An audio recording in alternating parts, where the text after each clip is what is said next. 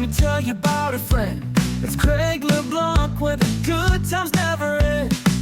Talking Parks and Rec, it's a show you gotta know. Welcome one and all to the Daily Parks and Rec Show.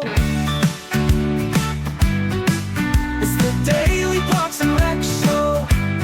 I want to know that I left the community in a better place. And I know that's really cliche sounding. If anything I can do is I've advanced or I've helped, set up the future of the park system here and our programs to succeed and sustain. Welcome to the Daily Parks and Rec Show, your ultimate guide to the world of parks and recreation. Today, we're honored to host Chad Dyson, Director of the Parks Department for Davenport, Iowa. With over 2 decades dedicated to parks and recreation, Chad brings a wealth of experience, having served in various roles across multiple cities, including Westmont, Illinois, Iowa City, Iowa, and now Davenport. Join us as we explore the dynamic parks and recreation landscape of Davenport, Iowa. We'll delve into how their facilities and programs are meticulously designed and maintained to foster a thriving community.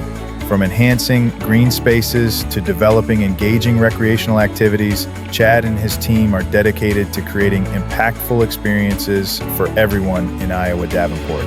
Tune in as we highlight the strategic work that strengthens communities and enriches lives through exceptional parks and recreation. This is the Daily Parks and Rec Show, honoring the professionals who keep our spaces running and our community strong. All right, we are live again. This is Craig LeBlanc, the doorman with the Daily Parks and Rec Show for our 12 noon Eastern show leadership series. And I've got with me a special guest today from Davenport, Iowa, Chad Dyson, who's been in this industry for 25 total years. Am I right, Chad? Yep, pretty close, 24, but yep, going on 25. We're giving you an extra year. Yeah. Sometimes it feels like 30. Depending on the day. That's right. And so how long have you been? Well, actually, hold on. I already told him I was going to run this other commercial that Chris made for us. For those of you new to the show, Chris, thank you so much for making this video for us, kind of summarizing everything we've accomplished in the first 7 months of launching the media company dedicated to parks and recreation. Similar to how ESPN is for sports, our aim is to create a media company where all things parks and rec can exist. We're actually helping other people in the Parks and Rec community produce their own podcast and then giving them much broader reach and wider distribution across all topics. And we all know in Parks and Rec how many expertise and crafts exist inside of Parks and Recreation. So there's quite a lot to talk about, quite a lot of topics. And anyway, here's what we got so far, and then we'll come back and talk to Chad here. Welcome to DPRS Media Co., the first media company built for the people behind the Parks and Rec community. We don't just cover on Parks and Rec, we elevate it, we amplify it, we honor it.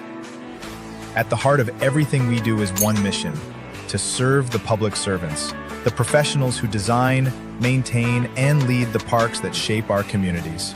Under the Daily Parks and Rec Show, we produce 6 powerful platforms.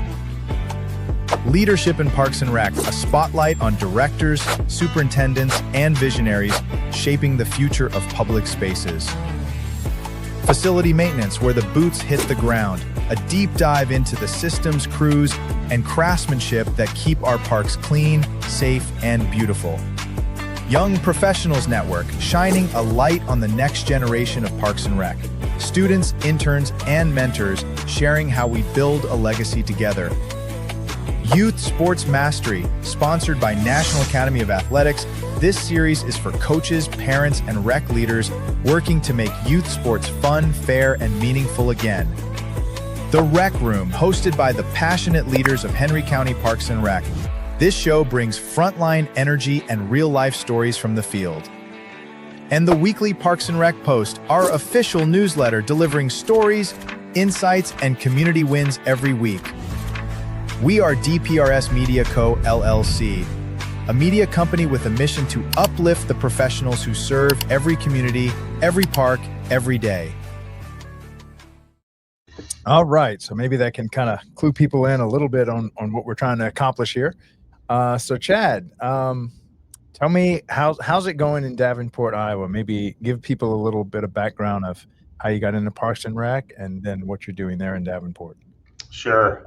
Well, it's a beautiful day here in Davenport, Iowa. Weather is about 80 degrees, sunny. I get the joy of looking out my office window at, we're on the front porch of the Mississippi River, the gateway to the west here, border of Illinois and Iowa.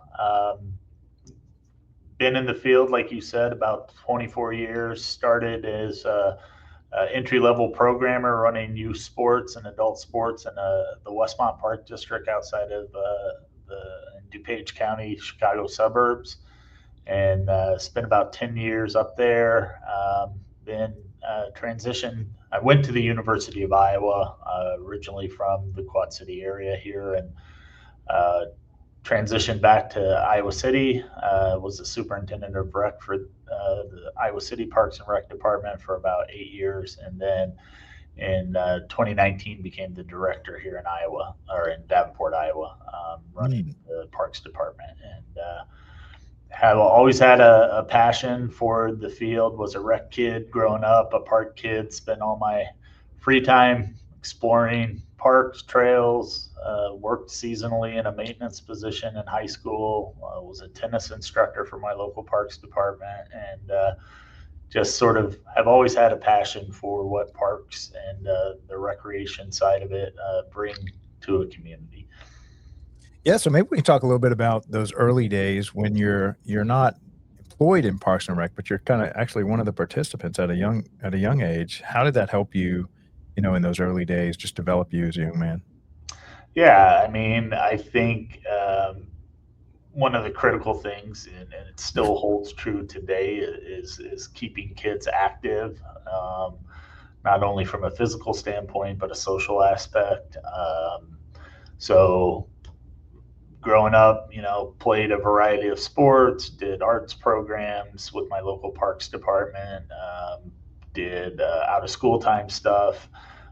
So I've always been involved, even as a child, and that sort of led into the love and sort of passion for leisure time, recreation, and then when I got to college and realized this can actually be a profession after changing majors a couple times. What'd you start out as? I started out as a history major because I thought I love it. I thought I wanted to go to law school, Yeah. and then decided, that's not necessarily my cup of tea. So was a business major for like a semester. Mm-hmm. Was not really good at macro and microeconomics. So,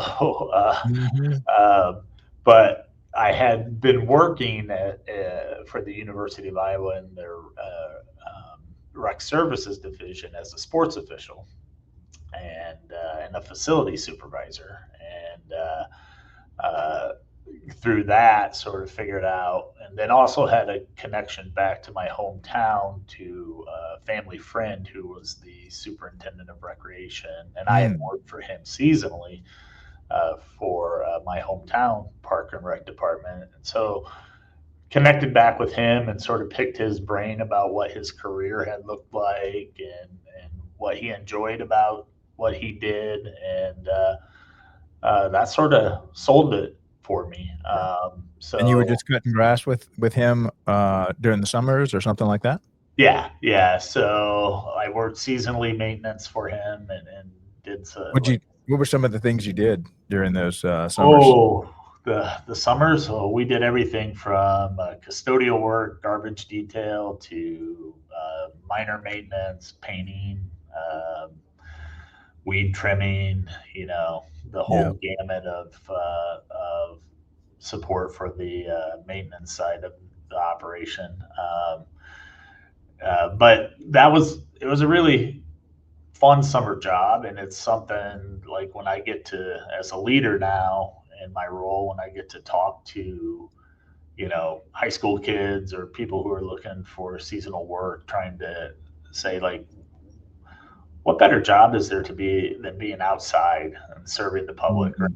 and being part of that mission to, create these spaces for a community. So that was the background and impetus of what got me into the field, and have been enjoying it ever since. Yeah.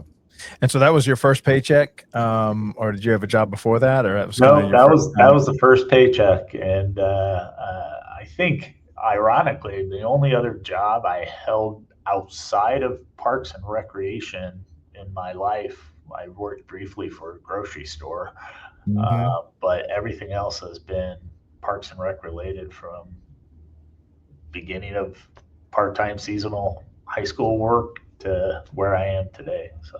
Yeah. It's funny that the first and only job I've ever had in my life was same as you. I cut grass for our Parks and Rec department when I was 15 years old. Remember getting my first paycheck. I understood what taxes were because I saw them come out my paycheck. Experienced that. And funny, started 7 businesses, and now here I am back again in Parks and Recreation, serving this community Yeah. after kind of semi-retiring a couple times. But that was such a great experience for me. Just to, like you said, I was just out cutting baseball fields on one of those big 0-degree, 0-turn lawnmowers, and I just had a blast. Yeah. As a 15-year-old, I can't believe they let me cut grass and pay me to do it. Yeah, I was, yeah, back then. I mean, this would have been the mid '90s for me. Mhm. And Yeah, they that was me let us too. handle some tools we probably shouldn't have been handling I was as shocked high that they school kids. We're a little bit more, um, I guess, on the risk side. Mhm. Don't really allow that as much as they probably got away with back in the day. So. Yeah. Maybe talk a little bit about how Parks and Rec really does throw all of its people, even its volunteers, into leadership roles, and that I think other industries just would not do. Whereas it seems like Parks and Rec will put you in charge of a bunch of little teenagers, or on a lawnmower, or just in charge of officiating or coaching a small team, and just as a teenager, it's where you can get such good exposure to stuff that you may not in other industries. Yeah, it's as an industry, it's one of, you know, I can't speak for other ones, but it really does provide an opportunity at an early age to learn accountability, responsibility, some Mhm. leadership type stuff. Because some of it can be very independent work too, Mhm. where, like you said, you may be tasked with maintaining a park, and you may be on a mower or doing trim work or something where you're, by yourself, or, and you have to make decisions and understand the process, and or even sports officiating at a young age. Mhm. That really not only teaches responsibility, but also how to interact and engage. You have to obviously be a leader on the court and set the tone, or the field, or whatever sport you're doing, to control the game, and you have to deal with parents and coaches and adults and other things. So it does really provide an opportunity for that for youth, and that's a selling point we try to do when we recruit Right, seasonal employment, and even in the volunteers too, right? You right. mentioned that we rely heavily on volunteers to support our initiatives, and a lot of times we do put them in leadership type roles, to lead a program, or to lead an event, or Right. cleanup day, or something of that nature. Yeah, and reflecting back on that, you're right. They actually did drop me off with a lawnmower, a gas can, 8 acres, and they said, "We'll pick you up when we'll see you in 8 hours," and Right. Yeah. drove off, and I was like, But they there's a treated me lot of trust in that too, right? right. You're leaving them with equipment that's, purchased or procured through, Mhm. tax dollars generally, and you give them direction, and hope they follow it, and they're not Right. goofing off and not getting their job done. But yeah, it's Yeah. definitely a part of the process, and the jobs. And then lastly, maybe talk to to those parents and kids that are listening to this program, um, what did that do in those early days to prepare you for, adult life? Because, I mean, unlike other industries, you can literally be sitting on 5, 6 years of part-time, volunteer, sometimes even full-time experience. By the time you graduate college, you've got quite, some level of expertise, versus your first time in the job, you've got your degree and you've got no experience. I think in Parks and Rec, you can actually get quite a bit of experience before that graduation date.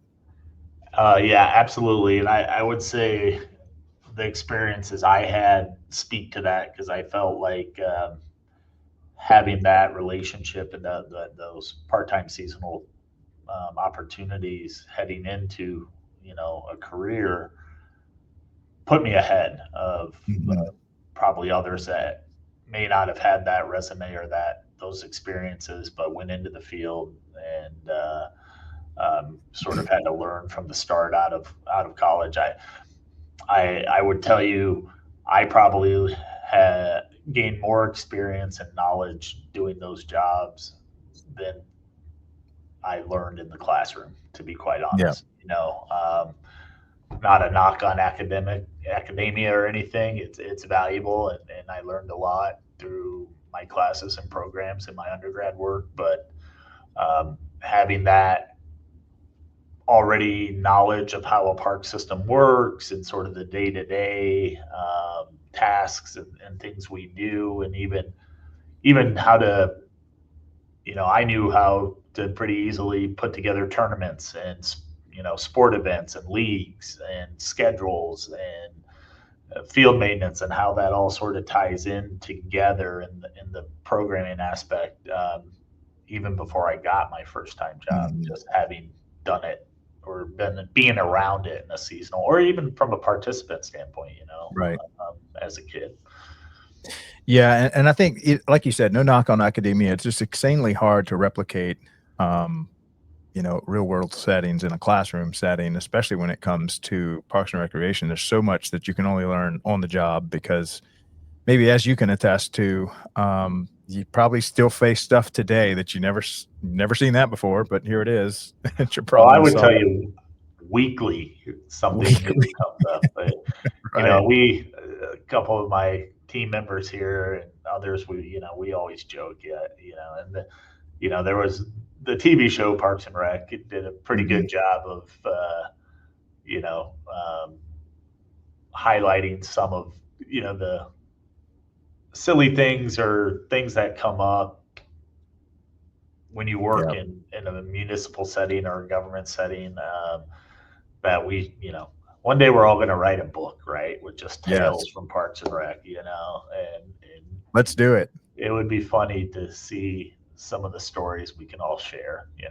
I need to start getting some of these stories, and just writing them down because now that we've launched our newsletter, we've been toying with the idea of having like a comic section, like in Yeah, the old newspapers, yeah, just highlight some of the crazy random things that we see in Parks and Recreation. Um, yes. I think that'd be a very entertaining The page. the funny thing about that I would add is like, and because when you look at sort of, I'll just take municipal setting, even though whether you're in county or, special district or even in a collegiate recreation setting, that we touch like every fabric of the community. So, like when we talk to, I don't know, people in HR or finance, they're like, we share stories of things we deal with or the questions we get asked. They're usually pretty floored, or they're like, Mhm. really? That's so out there or whatever. And um, it is really interesting, just the diversity of everything we do. Mhm. So Yeah, and you really have to you see all walks of life, all ages, all stages in life, and they're all coming to you with their suggestions, problems. ideas. You should do this in this park, or we should do this. Okay, consider it, or let's explore Yeah. that. Let's flush that idea out. So Right. Yeah. All right. So maybe let's talk about those early days of where said you started when you full time in programming youth sports. yeah, my title was athletics coordinator for the Westmont Park District, Westmont, Illinois. Shout And out how to old were you all back my then? people up there. There's a lot of staff that's still there that Oh I yeah. worked with. So yeah, in that role, I did youth sports and I did adult leagues. So Hmm. How old were you? I was fresh out of college. That was 1999. I think I was 22, 23-ish, 22. somewhere And so around there. what did your day to day look like? Oh, that day to day was, the planning part of it, and then primarily the implementation. So once leagues were planned and up and running, it was, making sure staff were there, officials showed up, responding to coach inquiries, parent inquiries, that type of stuff, making sure facilities were clean and ready to go and maintained and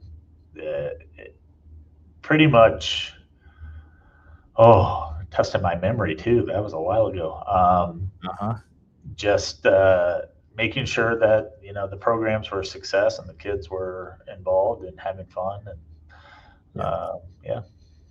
yeah. We have a whole show, which I'm actually going to run a little commercial for our Thursday show, but it's all on youth sports mastery with our host, Aaron Locke, and just really trying to highlight how important it is to involve your kids in youth sports, especially if they have no hope of getting a college scholarship, because this is where they're really going to learn how to work as a team, learn about loss and wins and all that kind of stuff. Now, did you ever get involved in the in the coaching or refereeing or anything like that during those Uh, days, or you were just mostly?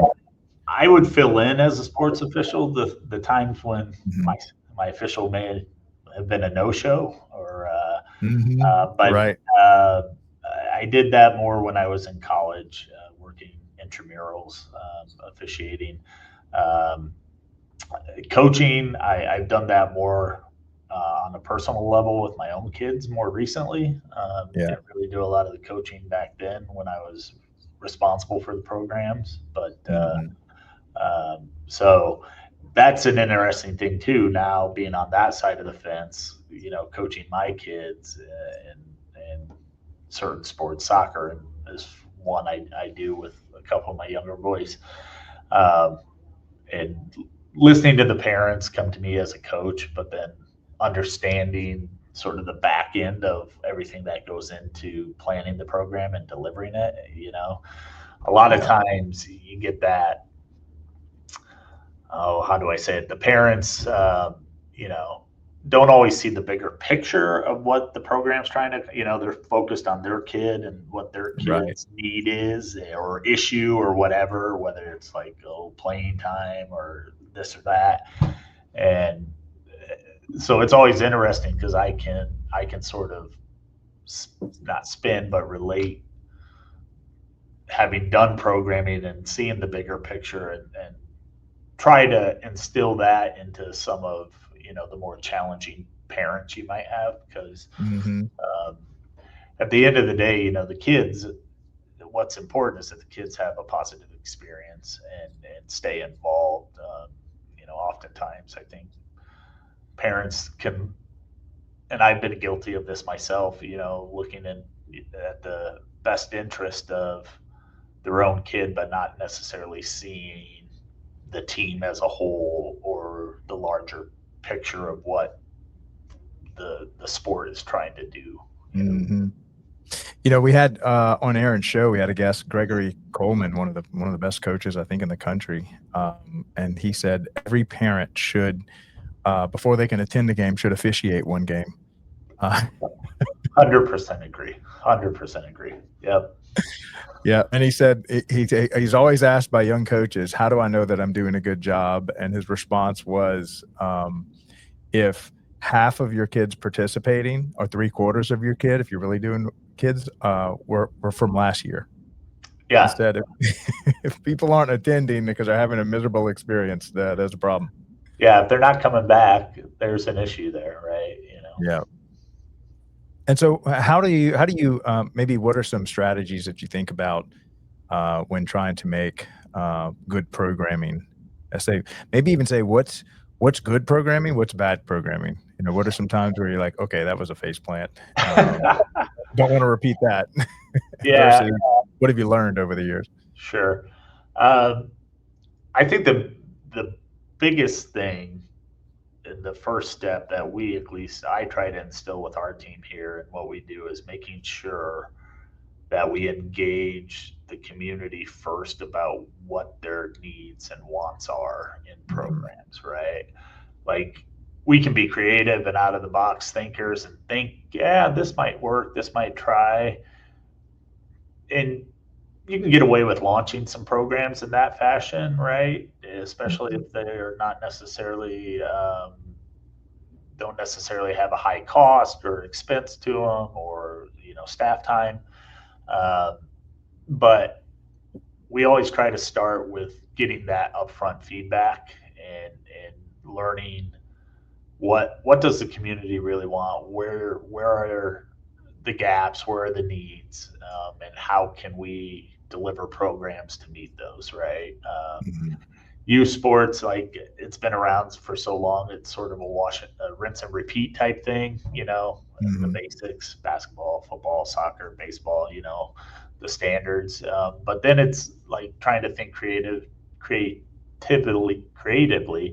on, are there other opportunities? Are there kids we're missing? Are there things Mhm. that we're not doing that we could provide? So we always start with that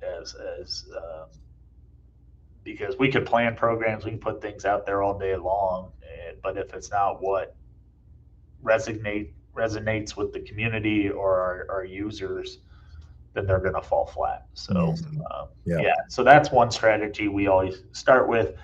And then another key, I think, is always that end of program, that evaluation, that following up to make sure we met their needs. And not Mhm. only at the end, that sort of midpoint checks or constant sort of check ins, communication, seeking the feedback, the inputs to us. Mhm.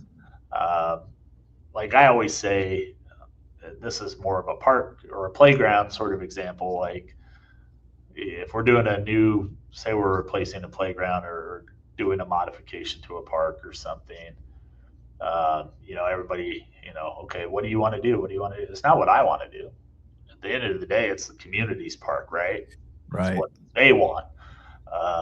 I can give direction, I can lead, I can give them options, and we can explore things. But ultimately, I don't think it's my decision at the end of the day. Mhm.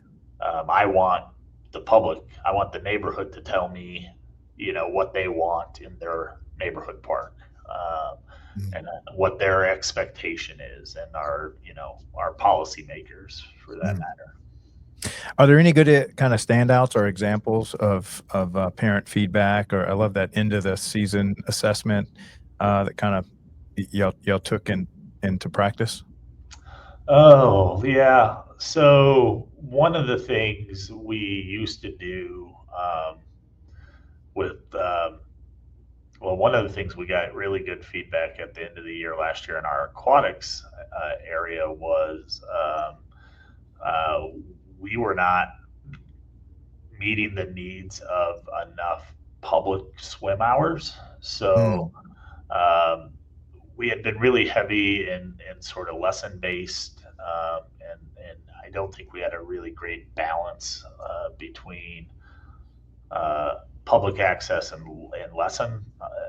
For a long time, that was sort of, I think, the priority of Davenport was teaching kids to swim, which is very important. Like, that's a Mhm. life skill that I think is at the core of a good aquatics program, right? Is lessons and making sure it's a life safety thing, right? Especially where we are, when we live next to the largest river in the United States, and being a river community where, there's always a risk of water safety issues. But I think we got overly focused. So we got feedback, hey, we'd like to see, more access, more hours for public swim. And that's something we looked at and modified some scheduling around. Another example would be in our special event realm.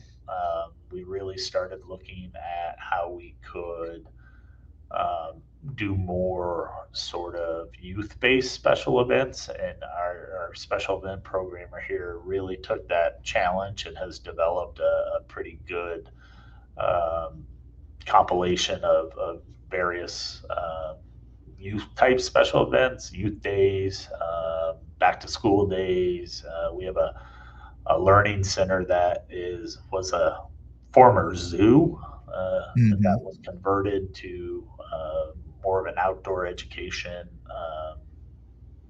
learning center, and that was a pivot that we did based on some feedback several years back. And so those are a couple examples of taking feedback and trying to modify or implement into our offerings. All right, so now we're at the kind of halfway point. I want to run a little commercial for our Thursday show. It's all focused on youth sports mastery with my host, Aaron Locks. And so we'll run that, and then I want to get into that age group you just described, because I think that's an age group that often slips through the cracks. But we'll talk about that as soon as we get back. At DPRS Media Co., we don't just create content. We elevate community through storytelling. Now, we're proud to introduce the newest addition to the family. Welcome to Youth Sports Mastery, the podcast where champions are shaped, not just on the field, but in life. Hosted by the doorman himself, Craig LeBlanc, and National Academy of Athletics founder Aaron Locks. Youth Sports Mastery dives deep into how youth sports can empower kids, strengthen communities, and build leaders. From coaching culture to recreation strategy, and from player development to parent impact, every episode brings game-ready insight from the people making it happen. Youth Sports Mastery goes live every Thursday at 1:30 p.m. Eastern Standard Time. Only on the Daily Parks and Rec Show, sponsored by National Academy of Athletics and powered by DPRS Media Co. This is where purpose meets play.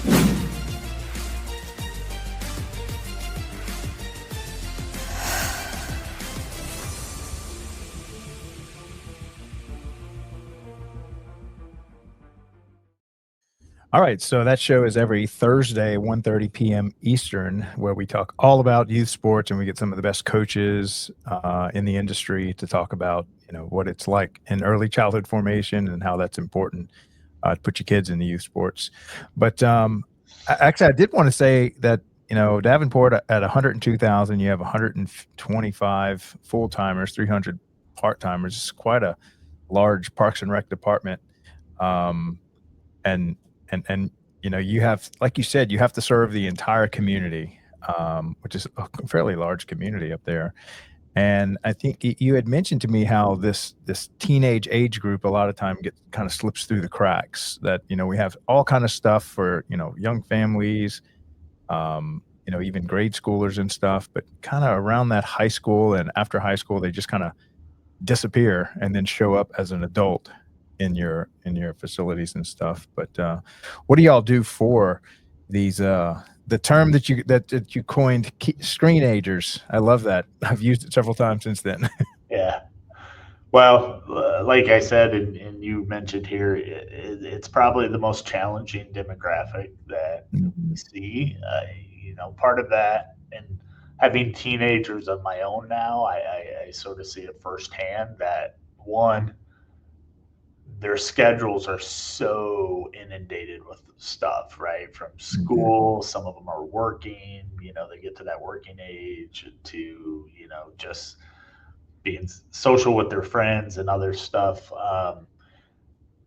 And, they sort of, outside of sports, it's always sort of a challenge to figure out what their interests are, right? And their interests vary a lot. Just, they're sort of mini adults, at that point, not quite, but they're learning, they're exploring different things and different interests. So, and getting them to engage and communicate, especially, I think nowadays it's sort of harder coming out of COVID and having, some of the social issues or mental health challenges, that sort of presented on our youth that we're aware of. Um, Even getting them to give us ideas of what they would like to see is probably the hardest challenge that I could say in talking to our team when we talk about it. And um, so then it sort of pivots. Okay, well, let's quasi try to guess what they may want, or if we can't get that engagement. And uh, I think the other thing that's important too is if you can tie, because a lot of times they want not necessarily programs, although some of them do. Um, a lot of them, their first interaction at that age with us is through employment. So how do we employ them in a manner that also offers maybe a recreational opportunity, or um, an experience that is maybe not as typical of a day-to-day job? Or how do we involve them in a program as they work that they can also enjoy from a recreation standpoint on their own? It's pretty um, convoluted sort of thinking, but it's a way to look at it, I think, in a different lens to um, try to meet them somewhere where they are, right? Not where we are. So um, the things we have been successful with are really uh, well, one, trying to keep them involved in sports, because I think you play a multitude of sports when you're little, you try everything, and then you start to specialize. Maybe if you're an athlete, you continue down a path. But that's sort of that age group, junior high, where you start to see that big significant drop off, and whether that's because it got overly competitive, at that age, you start to get more competitive, and it's not for kids, that may not have that competitive drive and may just have been doing it more from a social aspect or a skill building aspect, um, to okay, or do they have different interests? Maybe it's arts, maybe it's performing arts. We have one area we do really well here. We have a very good performing arts junior. It's called Davenport Junior Theater.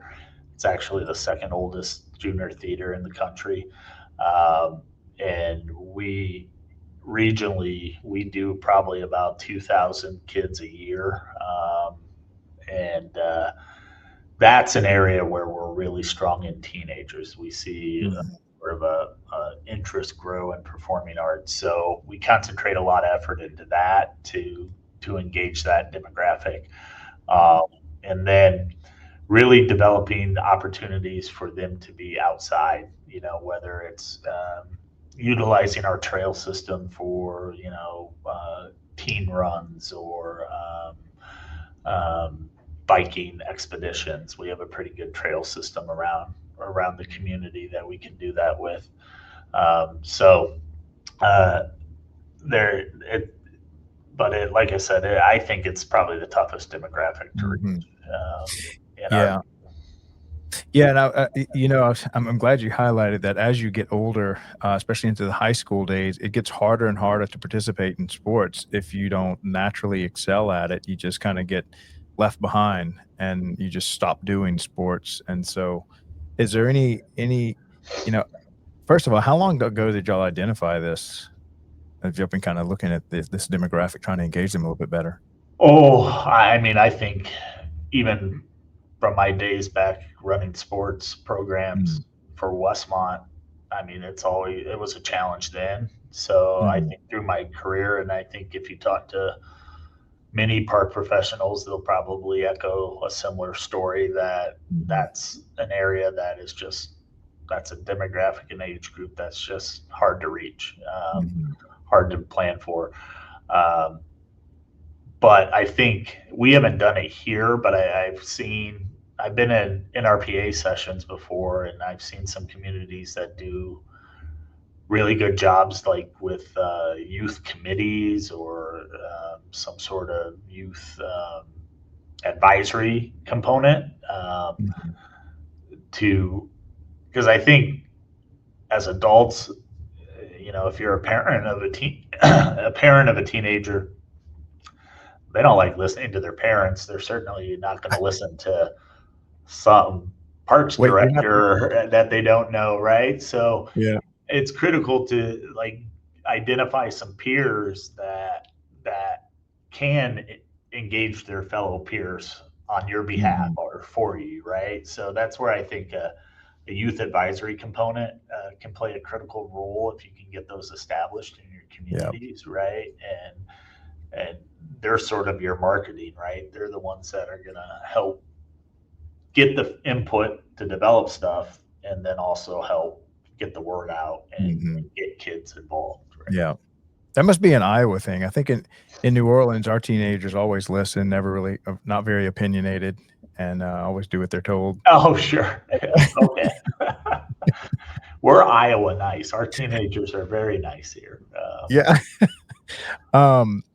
So anything to say about how, because I know in the last 5 or 10 years, there's really been a focus, I guess, with the new laws changing, about how, we need to make our programming more adaptive, more inclusive for really the entire population. How has that changed how y'all program?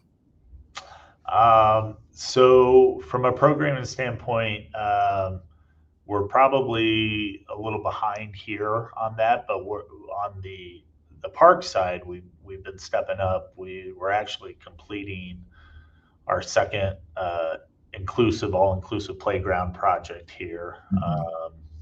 We are, we've gone through. We're going through an ADA transition plan as part of our accreditation to really make sure our facilities meet those standards and are compliant. So that's been really a focus first.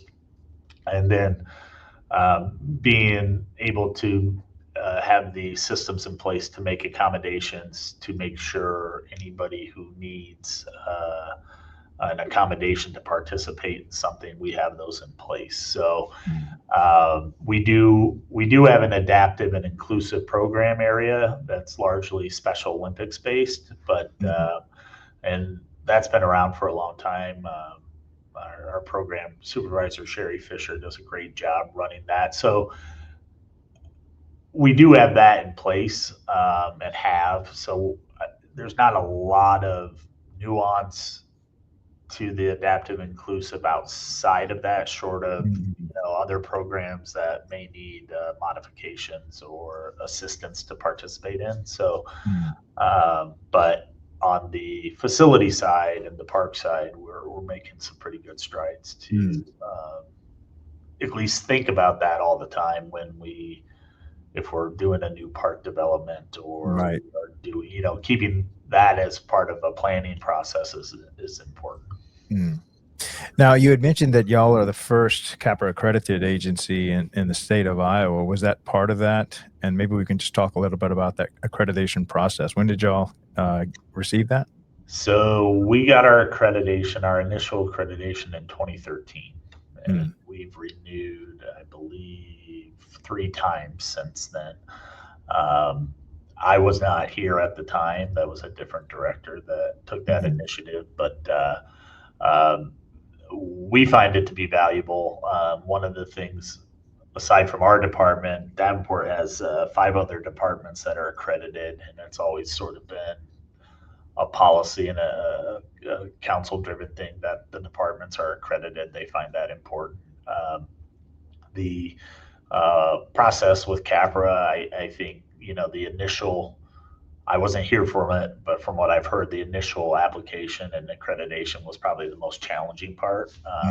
maintaining it, yeah, you got to do, make sure you're getting the evidence for your standards and everything and documentation, and make sure you're following all that stuff. But once you get that initial credit, it's not as challenging. It sort of renews pretty easily. One thing, like I mentioned, we're going through one of the standards we hadn't met previously was the ADA transition plan, and that is going to be a required standard now. So we're working through with a consultant now, or to bring a consultant on board to complete that for us, so we continue to meet our accreditation standards. And so how important is it to have consultants to kind of help y'all through those processes? And then even with your master planning, are y'all able to, well, I'm assuming y'all, since you have the accreditation, I'm sure y'all already had some sort of a master plan, but then to kind of, go through that each time. Yeah. So yeah, consultants play a good role. Having a right consultant to help sort of support it's really a time thing. If I had the internal planning staff on hand to do it in house, we could.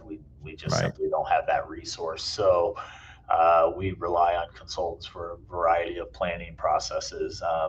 Our master plan we just updated in 2021. Yeah, we had a consultant on board to help drive that process, and we rely on them a lot for park design projects and that type of stuff. So they play a pretty big role in what we do. All right, so let's tell us a little bit about just your state association and your involvement in it, and what that's been like throughout your whole career. Sure. We got a really good state association here in Iowa Parks and Recreation Association. It's small but mighty. Iowa, I think we have maybe the last statistic I heard is I think 500 or so plus members to the association. So, I mean, Iowa's not a hugely populated state, so that's on par with our population, but it's well run. It does a lot for our particularly promoting young professionals and helping them get their bearings into the field. And then I actually serve there's the Iowa Foundation for Parks and Recreation is sort of the fundraising foundation. It's a separate from the professional association, but I'm on the board for that. And what we really try to do is support communities and departments and agencies through mini grants, through professional development opportunities for their staff, and just sort of be a resource for Parks and Recreation. More communities than necessarily the professionals are more in the association side. But that has been fun to be a part of because it gets me involved in a lot of different communities and various sizes. Iowa can be a very rural state, we're in the heartland and heavy into agriculture and smaller communities. And a lot of times they don't have the professional staff to manage their parks. They may have, one maintenance person and, the city administrator, and that, that's what they got. But they got a couple parks and playgrounds, but they don't know anything about park design or how to engage. So we give support in that way to help those type of communities that necessarily don't have the resources on their own. So tell me a little bit more about what your association does for young professionals. So they do have a very good young professional network, and that is an area because I think Iowa's a pretty good breeding ground for young professionals in that we have a lot of small communities that are sort of one person operations or two people, and it's really a place where you can really cut your teeth into the field because in those type of roles, you're doing everything. You're Right. managing the maintenance, you're managing the programs, you're managing the electeds, You got the whole hat rack. budget and everything, and you're it, right? And Right. especially if you don't have maybe the part-time experience, or you're coming straight out of college with a degree, and you're sort of thrown to the wolves. And so young professional development is a key pillar to our association, and they do a lot of they have a pretty good mentor program with our where they'll pair young professionals with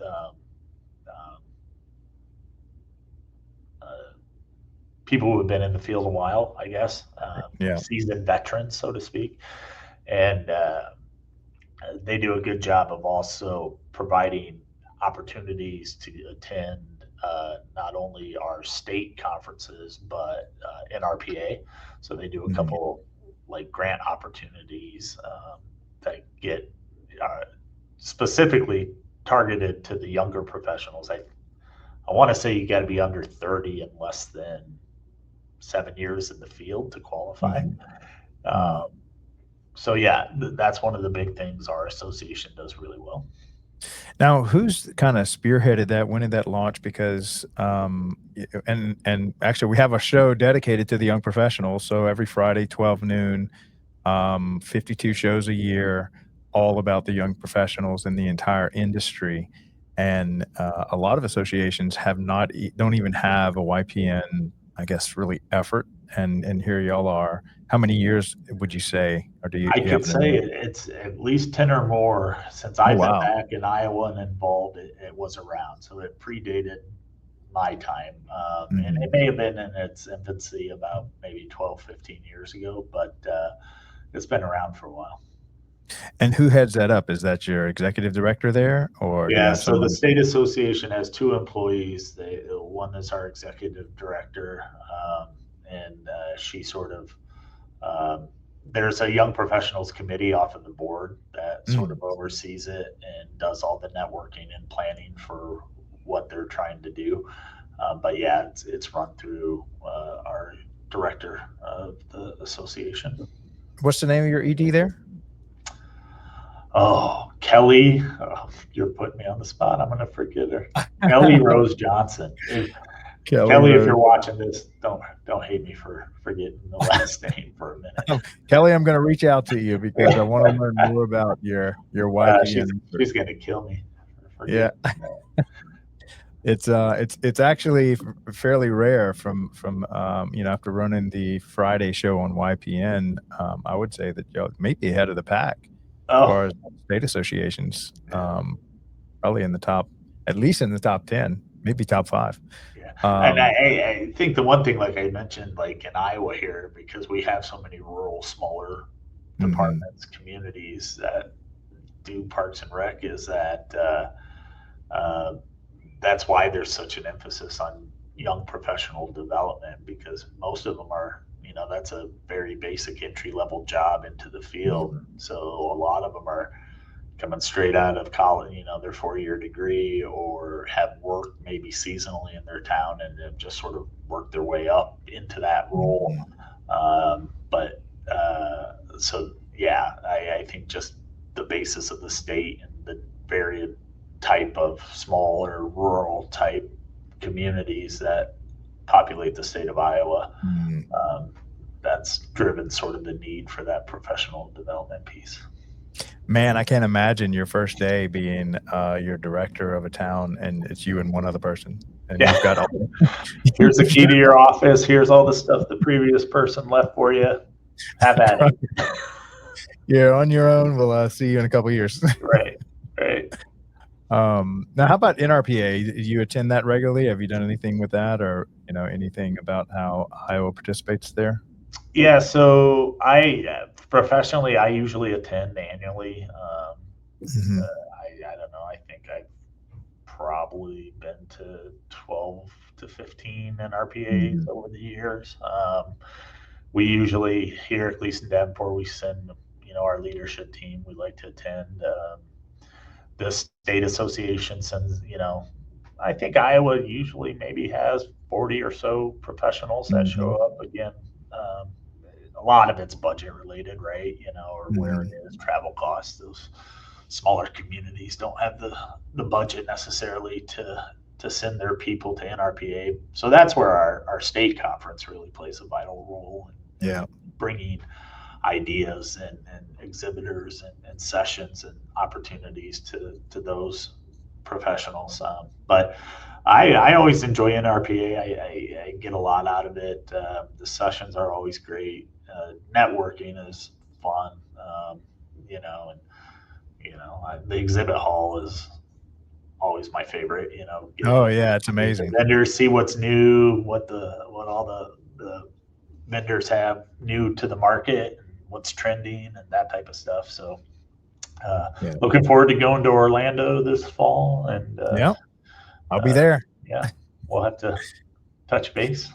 Yeah, I don't know how I'm going to be set up over there, but they'll probably set me up in some corner. Are you exhibiting? No, I think I'm just going to air the show session? live. Yeah, I've attended several state associations where they just kind of put me by the snack bar or something like the high traffic area, and then I'll just grab some my first victim and ask them how they're enjoying the event and try to hear a little bit more about them and their community. I think sometimes I'll do like 12 to 20 interviews just in 1, 2 or 3 day period. It's pretty cool. And all live, so it's pretty interesting. All right, so when I had asked you, I guess maybe what is your why? What keeps you in this industry? Keeps you coming back? What's maybe fulfilling about it for you? I think the biggest thing, and this is sort of cliche, but really it's the value that the parks and our services bring to the community, right? Like just seeing the end result, like going out to a splash pad and seeing the kids run around and just interact and have fun, or checking in on a sporting event or a youth sport,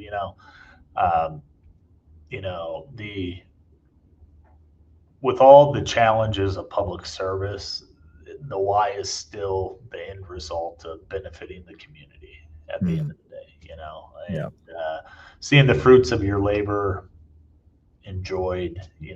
I may get 20 complaints, issues, or whatever in a week on something, but seeing that one kid laughing and giggling going down a slide at a playground makes it all worth it, right? You know what I mean?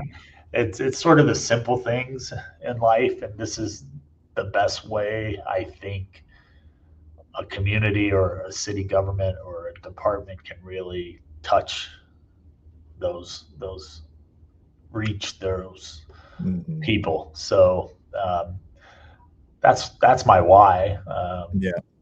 Certainly don't do it for the money or the fame or anything like that. It's the fame. That's what it is. You know what I mean? Those autographs you got to sign every day coming into the office. Right. Yeah. And just backtracking sort of on my career and everything. Even my parents were both educators, so they had a public service sort of component, always. So it's sort of been in my family, to, serve our community and our kids. And that's what I enjoy the most. Yeah, and it's got to be so fulfilling to actually be working on building what most consider the best parts about our community. Our parks, our green spaces, the public programs. And that's my message to a lot of the young people considering this industry, that you can work for the paycheck, but that paycheck better do it all for you, because that's all you're getting. Whereas, in addition to your paycheck, there's a lot of stuff that comes along with it, just seeing, your community grow, like you said, seeing the impact you have, and that you can, making a difference is what you do every day. Yeah. And I think more importantly, more than ever too, like the opportunities to promote health, the health of a community, the health of our residents, is critically important with what we do. Reconnecting kids with nature and getting them outside and getting them off screens and getting them to socialize and be with other peers is critically important. especially with the the leaps and bounds of technology nowadays and how we're advancing so quickly. Oh, I know.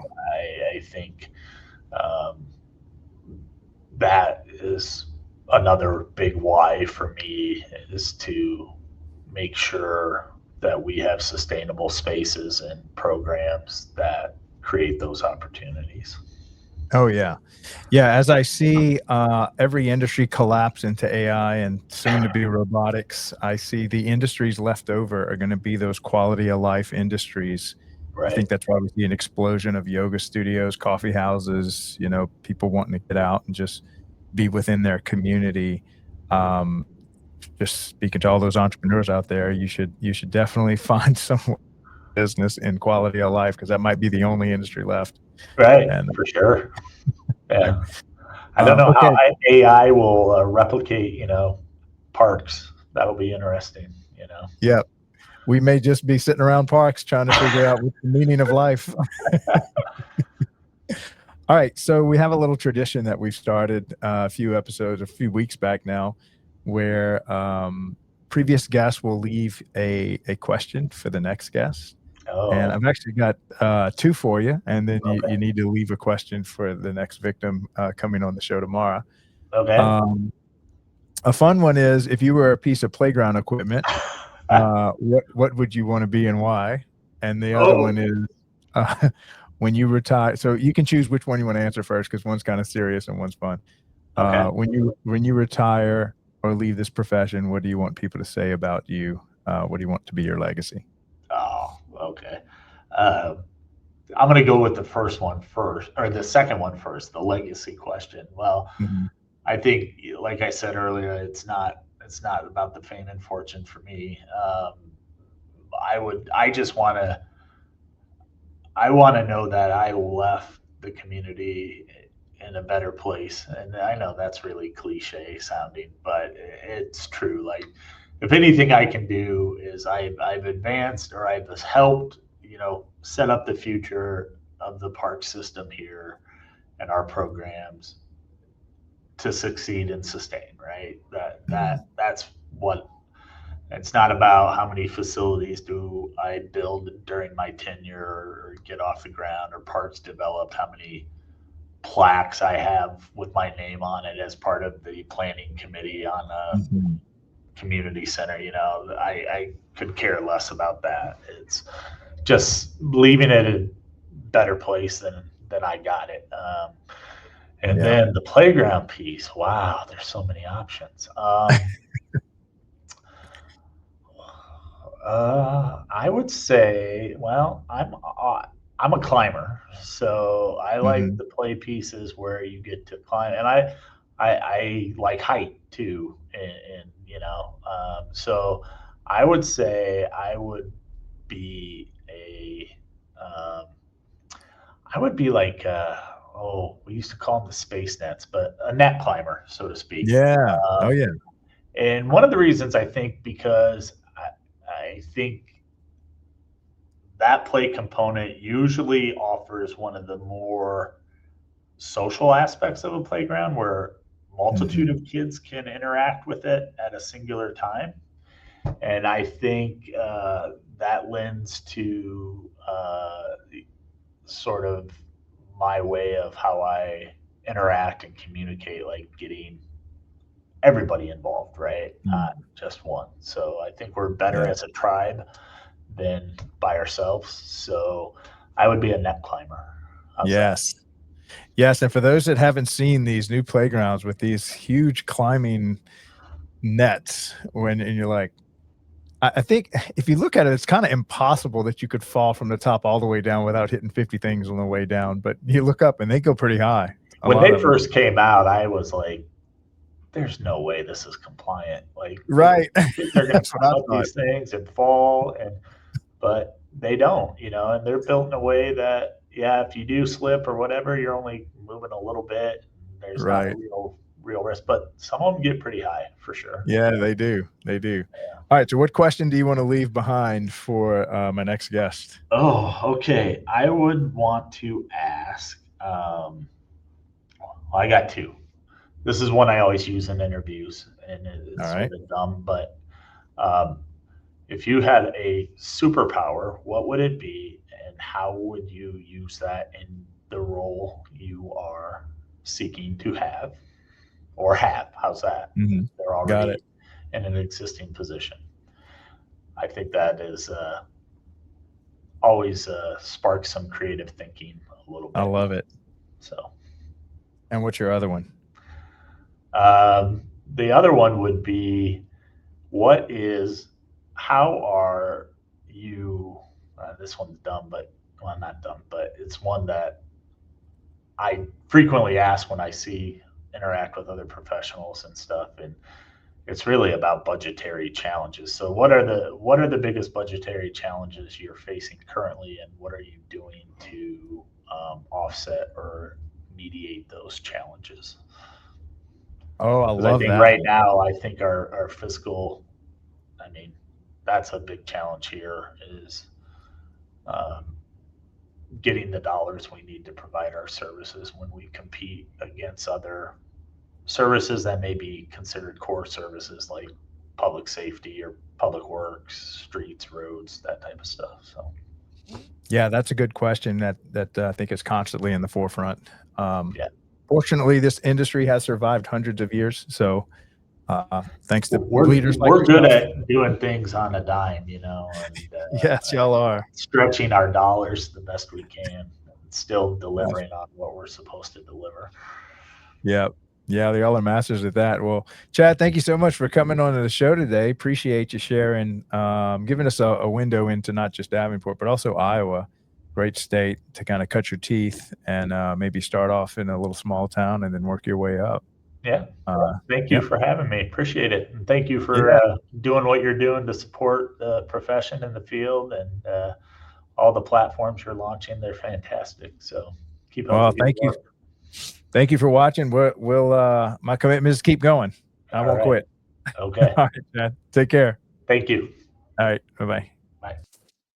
All right, so that was Chad Dyson over in Davenport, Iowa. I think Davenport's the largest town in Iowa. I could be wrong, but it's definitely one of the bigger towns up there. Um, Man, kudos to the Iowa Association. Kelly, if you're listening, let's get you on the show. Talk about this young professionals effort that your association does. I can tell you right now, I've talked to a ton of people in Parks and Rec just this year, approaching 400 people. Just this is our 178th episode this year.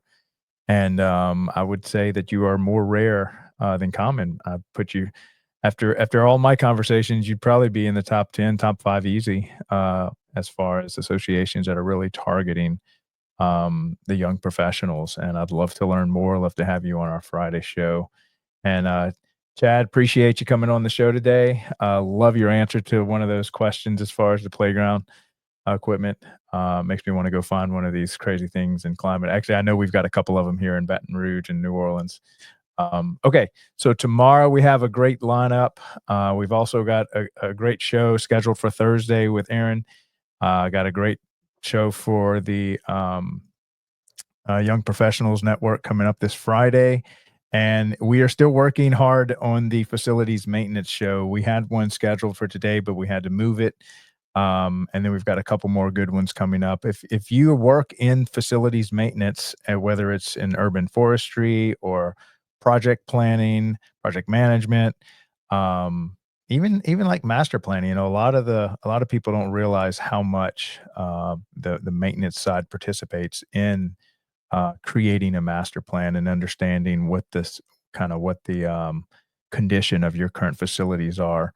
But there's so much to talk about on the facilities maintenance side, from irrigation, turf maintenance, and their super heavy participation in special events, just on the setup, tear down. And so we're really wanting to build that show out, and we're really starting to network among that crowd. We started out just networking among the directors, superintendents, assistant directors, but now that we're creating that Monday through Thursday show, we're starting to uncover a huge, there's so much mastery and craftsmanship that's on that facilities maintenance side. And for those that don't know, easily a third, some people say a half of all the effort that goes into Parks and Rec is just maintaining these facilities, keeping them beautiful and keeping them functional, keeping them from Mother Nature from taking over. So love that program. All right, so I'm going to go ahead and wrap it up, and I think let me go ahead and set. No, I'm going to just go ahead and run the outro that Chris made. So, all right, guys, we'll see y'all here tomorrow. Thank you, all the Parks and Rec people, for what you're doing to keep our country looking fantastic and keeping those green spaces looking beautiful. Thank you for your service, and I will see y'all here tomorrow. Thanks. Bye. Welcome to DPRS Media Co., the first media company built for the people behind the Parks and Rec community. We don't just cover on Parks and Rec, we elevate it, we amplify it, we honor it. At the heart of everything we do is one mission: to serve the public servants, the professionals who design, maintain, and lead the parks that shape our communities. Under the daily Parks and Rec show, we produce 6 powerful platforms. Leadership in Parks and Rec, a spotlight on directors, superintendents, and visionaries shaping the future of public spaces. Facility maintenance, where the boots hit the ground, a deep dive into the systems, crews, and craftsmanship that keep our parks clean, safe, and beautiful. Young Professionals Network, shining a light on the next generation of Parks and Rec.